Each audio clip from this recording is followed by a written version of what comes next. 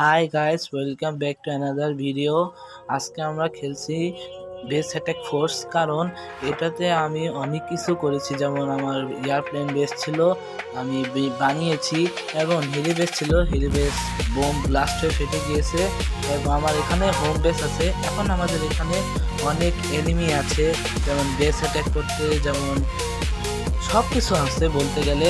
আমাদের এখানে সব কিছু আছে, যেমন এখানে আমার বন্ধু বান্ধব আছে, ফ্রেন্ড আছে, সবাই আছে। কারণ এখানে প্লেন নিয়ে অ্যাটাক করতে যাচ্ছে একটা নতুন বেসে। ওই যে যেখানে সব বেস অ্যাটাক করছে, আমার প্লেন ওখানেও যাচ্ছে বেস অ্যাটাক করতে।